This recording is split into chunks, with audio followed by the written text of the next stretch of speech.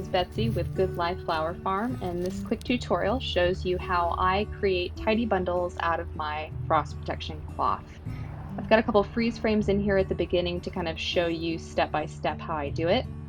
So I create a loop around my hand, and then I stick my arm through that loop and pull up the next piece of fabric. If you need to go back and rewatch that section as I made the few initial chains, hopefully that's helpful to you. I basically just make a little loop, stick my arm all the way through the loop and pull up the next loop from the length of frost protection cloth. And what this does is it creates a chain, and it'll be this big loopy chain, which makes it really easy to store. So I'll speed through the rest of this. This is a 60-foot long piece that I'm looping together right now into a chain. And when I reach the end, I don't pull the last piece all the way through. I leave my tail, I just pull through the last loop, and I leave that little foot or two long piece dangling.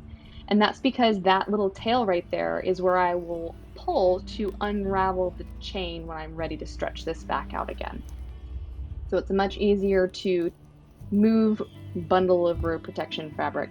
And this stuff goes by many names: road protection fabric, crop frost cloth, lots of different names. There are brand names that it goes by too. I think Agribon and Remay are two of them.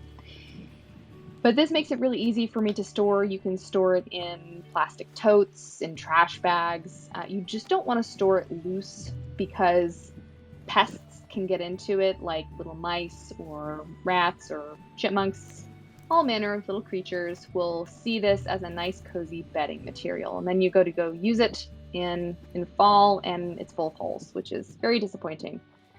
So I used two different totes when I was bundling up this batch because it's two different weights. You could also use trash bags. I mean, just however you want to store it. And it just makes it really tidy, keeps it out of the way of pests. You know, spiders aren't moving in either, which is nice. And it's easy to pull out when I'm ready to use it again. I do usually give it a bit of a shake. You probably saw me pulling some leaves out of it a second ago, and that is just so I don't have a whole bunch of extra debris at the bottom of the bin. So I hope this tutorial has been helpful to you. Subscribe if you like, that would be cool. Feel free to reach out in the comments if you have any questions, but that's pretty much the gist of it. So I hope you guys have a great day.